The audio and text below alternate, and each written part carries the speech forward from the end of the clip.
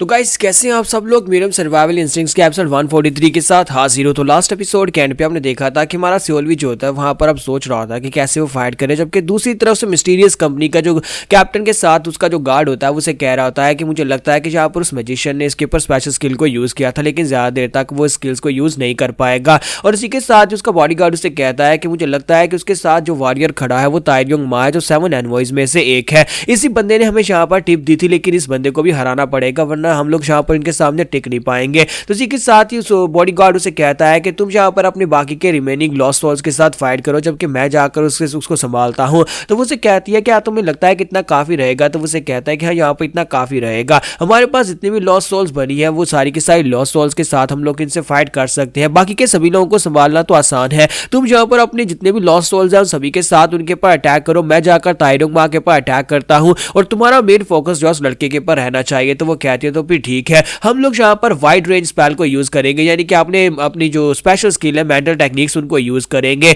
तो उसका बॉडीगार्ड उसे कहता है कि हाँ क्यों नहीं, चलो फिर ठीक है यहाँ पर स्टार्ट करते हैं। इसी के साथ ही बॉडीगार्ड जो होता है वहां पर से अपना कोट उतारता है और कहता है कि अब यहाँ पर स्टार्ट करेंगे। और साथ ही यूरियन जो होती है वही भी वहां पर अपनी स्पेशल टेक्निक को यूज करते हुए अपने मैजिशियन से कहती है सभी लोग जल्दी से यहाँ पर अपने अपने स्किल्स को एक्टिवेट करो, एक तो यहाँ पर इसे बूस्ट दो, साथ ही यहाँ पर अपने मेंटल टेक्निक को रिलीज करो। और वो लोग वहां पर एक स्पेशल टेक्निक को रिलीज करते हैं जिससे यहाँ पर एक बहुत ही खास आवाज निकलना शुरू हो जाती है, जिसकी वजह से सामने वाले ओपोनेंट्स के कानों के ऊपर बहुत ज्यादा जोर और प्रेशर पड़ता है। तो हमारी जो सोंगवा आती है वो कहती है कि ये एक मेंटल अटैक है, हम सभी को यहाँ पर अपने कानों को किसी चीज से कवर करना होगा। तो मुकी कहता है लेकिन इससे होगा क्या? तो वो उसे कहते हैं हमें कंफ्यूज करना चाहते हैं। इस तरह की मेंटल टेक्निक्स जिसके अंदर आवाज का यूज किया जाता है वो असल में यहाँ पर हमारे ब्रेन को डिसमेंटल करने के लिए होती है। ये हमारी सेंसेस को, पांचों सेंसेस को यहाँ पर पूरी तरह से डिसमेंटल करने के लिए है, जिसकी वजह से हम लोग यहाँ पर ठीक तरह से कुछ सोच नहीं पाएंगे, कुछ फैसला नहीं ले पाएंगे। तो इस टेक्निक का सिर्फ और सिर्फ ताइयोंग मा और सियोलवी के पर असर नहीं हो रहा था, बाकी के सभी लोग उसकी वजह से वहां पर हिट हो रहे होते हैं। ताइयोंग मा कहता है तो फाइनली उन लोगों ने यहाँ पर अपनी मेंटल टेक्निक्स को रिलीज करना शुरू कर दिया है। तुम्हारे साथी इसको रेजिस्ट नहीं कर सकते, सिर्फ और सिर्फ हम दो लोग हैं जो कि यहाँ पर इसको रेजिस्ट कर सकते हैं, क्योंकि हमारी पावर लेवल्स उनसे ज्यादा है। और साथ ही वो बॉडीगार्ड जो होता है आगे बढ़ता और कहता है तो ताइयोंग मा काफी अरसे के बाद यहाँ पर तुम्हें देख रहा हूँ, क्या तुम्हें याद है कि लास्ट टाइम कब फाइट की थी? ताइयोंग मा कहता है कि हाँ 10 साल पहले आखिरी बार फाइट की थी। तो वो कहता है कि हाँ मैं उम्मीद करता हूँ कि 10 साल पहले की तरह तुम अभी भी यहाँ पर कमजोर नहीं होगे और आज यहाँ पर तुम मुझे एक अच्छी और टफ बैटल दोगे। तो क्या हम लोग यहाँ पर दोबारा से फाइट करना स्टार्ट करें? हालांकि मैं तो अभी भी यहाँ पर यही सुजेस्ट करूंगा कि हमारी ऑफर को एक्सेप्ट कर लो। अगर तुम ऑफर को एक्सेप्ट कर लेते हो तो फिर तुम लोग यहाँ पर से जिंदा बचकर जा सकते हो। तुम भी अच्छी तरह से जानते हो कि चाहे तुम यहाँ पर 7 एनवॉयज में से क्यों ना हो, लेकिन तुम हम लोगों को यहाँ पर रोक नहीं पाओगे, क्योंकि यहाँ पर सिर्फ और सिर्फ मिस्टीरियस कंपनी नहीं है बल्कि लॉर्ड माहू की 4 बड़ी कंपनीज आ चुकी है और उन चारों बड़ी कंपनीज में से काफी सारे पावरफुल लोग हैं, यानी कि बाकी कंपनीज हमारी मिस्टीरियस कंपनी से ज्यादा पावरफुल है। तो ताइयोंग मा जो होता है वो अपनी तलवार निकालता और उसे कहता है कि नहीं मैं यहाँ पर ऐसा तो बिल्कुल भी नहीं कर सकता। अब जबकि हमारे कैप्टन ने यहाँ पर कह दिया है कि सोंगवा को तुम्हारे हवाले नहीं करेंगे और हम लोग यहाँ पर फाइट करेंगे, तो फिर हम लोग यहाँ पर फाइट करेंगे। तो वो कहता है चलो फिर ठीक है, अगर तुम फाइट ही करना चाहते हो तो फिर फाइट ही करते हैं। और साथ ही वो दोनों वहां पर अपनी तलवारें टकराना शुरू कर देते हैं। तो वहां पर उनकी फाइट वहां पर स्टार्ट हो जाती है और दूसरी तरफ हमारा सियोलवी जो होता है उसे यहाँ पर अपनी फाइट को संभालना पड़ेगा। ताइयोंग मा जो होता है उसकी एनर्जी काफी हद तक रिकवर हो चुकी होती है और वो बॉडीगार्ड के ऊपर अटैक करता है, जिसकी वजह से बॉडीगार्ड जंप करते पीछे की तरफ हटता और कहता है कि लगता है कि लॉन्ग रेंज अटैक करने पड़ेंगे। और साथ ही ऊपर की तरफ जंप करते फिर से उसके ऊपर अटैक करता है। तो हमारा ताइयोंग मा कहता है तुम तो कुछ ज्यादा ही स्लो हो, और वहीं पर से अपना फिस्ट अटैक करते हुए अपनी फिस्ट के साथ उसके ऊपर एनर्जी ब्लास्ट करता है। तो जब वो एनर्जी ब्लास्ट के साथ से हिट करता है तो वो बॉडीगार्ड नीचे की तरफ उतरता है और गार्ड नीचे उतरने के बाद वहां पर उसकी बॉडी बिल्कुल परफेक्ट शेप में होती है। उसे कहता है तो तुम तो यहाँ पर इस फिस्ट ब्लास्ट टेक्निक को फिर से यूज कर रहे हो और तुम्हारी फिस्ट ब्लास्ट टेक्निक पहले से भी ज्यादा पावरफुल हो गई है। तो ताइयोंग मा कहता है क्या तुम यहाँ पर मुझे बेवकूफ समझते हो? अगर मैंने यहाँ पर किसी नॉर्मल बंदे के ऊपर इस टेक्निक को यूज किया होता तो उसके इंटरनल ऑर्गन्स फट जाते और उसकी बॉडी के अंदर होल हो जाता, लेकिन लगता है कि तुम यहाँ पर किसी किस्म के स्पेशल एडामेंटियन आर्मर या फिर किसी एम्यूलेट को यूज कर रहे हो या फिर किसी स्पेशल स्किल की वजह से तुम्हें बॉडी प्रोटेक्शन मिल रही है, जिसकी वजह से तुम यहाँ पर अपने आप को बचा पा रहे हो। तो वो कहता है कि हाँ तुमने बिल्कुल ठीक कहा, क्योंकि हम लोग मिस्टीरियस कंपनी के लोग और हमारे पीछे यहाँ पर बहुत सारे जादूगर हैं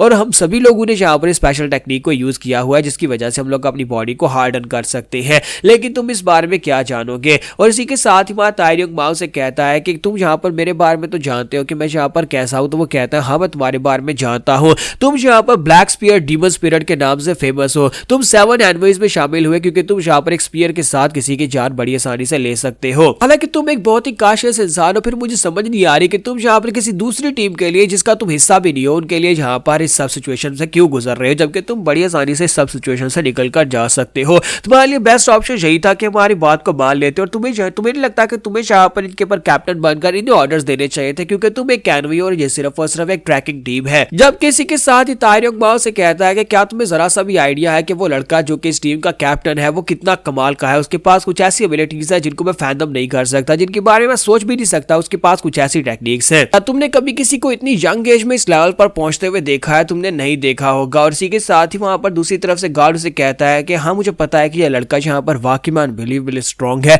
इस एज में यहाँ पर ये काफी ज्यादा बेहतर हो चुका है, लेकिन क्या तुम्हें लगता है ये इससे आगे जा पाएगा? क्योंकि इसने यहाँ पर जिन लोगों के साथ फाइट मोल ले लिया उनसे ये कभी भी जीत नहीं पाएगा, और इससे आगे तो इसके लिए जाना बिल्कुल ही पॉसिबल नहीं है। इस लड़के को यहाँ पर खुद इस बारे में सोचना चाहिए था कि इस लड़के ने यहाँ पर गलत फैसला किया है। तो तारियों माओ से कहता है कि मुझे एक बात तो बताओ कि तुमने अपनी जिंदगी में कितने लोगों को देखा है, एल्डर्स को या फिर ऐसे मेरे जैसे एनवीज को, या फिर तुम खुद अपने बारे में बताओ, क्या तुम यहाँ पर इस तरह का फैसला ले सकते हो? इस तरह का फैसला जहां पर उसे पता है कि उसके मरने के चांसेस 99% और उसके जिंदा रहने के चांसेस 1% है, लेकिन वो अपनी टीम के एक मेंबर को बचाने के लिए बाकी के सभी टीम मेंबर्स को दांव पर लगा रहा है। इस फैसले के लिए यहाँ पर बहुत ज्यादा हिम्मत और जिगरा चाहिए जो कि उस लड़के के पास है, और फिर से उसके ऊपर अटैक करने के लिए आगे बढ़ता और कहता है हमारे पास यहाँ पर जीतने के चांसेस बहुत ज्यादा कम है, लेकिन मैं यहाँ पर इस बारे में पूरी तरह से कन्विंस हूं कि कैप्टन यहाँ पर कोई ना कोई रास्ता जरूर निकाल लेगा, उसके पास कोई ना कोई ऑप्शन जरूर है जिसकी वजह से वो यहाँ पर फाइट कर रहा है। उसे पता है कि कैसे यहाँ पर जिंदा रहना है, और हम लोग यहाँ पर वही देखना चाहते हैं, और मैं यहाँ पर इसी वजह से उसका साथ दे रहा हूँ ताकि मैं देख सकूं कि वो कैसे यहाँ पर हमारी और अपनी टीम को यहाँ पर जिंदा रखेगा।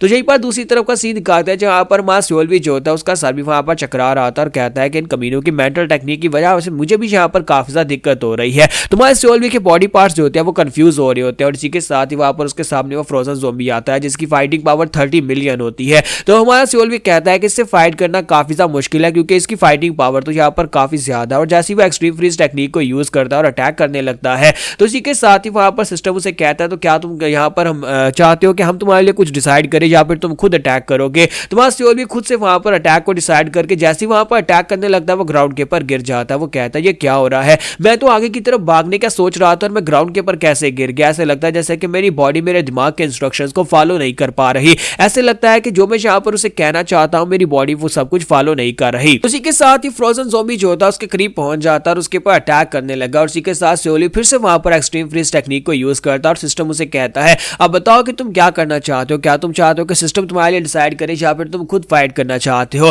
तुम्हारा सियोल भी सोच रहा होता है कि अब मैं यहाँ पर क्या करूं, मैं एक ऐसी सिचुएशन में जहां पर मेरी बॉडी काम नहीं कर रही और मुझे पता नहीं है कि अपनी बॉडी को कैसे काम लेना है, तो क्या मैं यहाँ पर सिस्टम की मदद ले लूं? अगर मैं सिस्टम की मदद लूंगा तो फिर मैं यहाँ पर बच सकता हूं, लेकिन अगर मैं सिस्टम की मदद लूंगा तो फिर ऐसी सिचुएशन में सिस्टम की मदद लेने से मैं सिस्टम के ऊपर निर्भर हो जाऊंगा। जैसे कि एआई ने मुझसे कहा था कि सिस्टम तुम्हें डिवावर कर जाएगा अगर तुम सिस्टम के ऊपर कुछ ज्यादा भरोसा करोगे, तो मुझे लगता है कि मुझे यहाँ पर फिर से इसी ऑप्शन को चूज करना चाहिए कि मैं खुद से फाइट करना चाहता हूँ। तुम्हारा सियोली वहां पर कहता है कि मैं खुद से यहाँ पर डिसाइड करूंगा, लेकिन फिर से वही होता है क्योंकि वो अपनी बॉडी को ठीक तरह से यूज नहीं कर पा रहा, की वजह से फ्रोजन ज़ॉम्बी से एक जबरदस्त पंच दे मारता है। तो यहाँ पर हम लोग अपनी एपिसोड 143 का एंड करेंगे और नेक्स्ट एपिसोड में देखेंगे कि हमारा सियोल भी इस सिचुएशन से कैसे निकल पाएगा।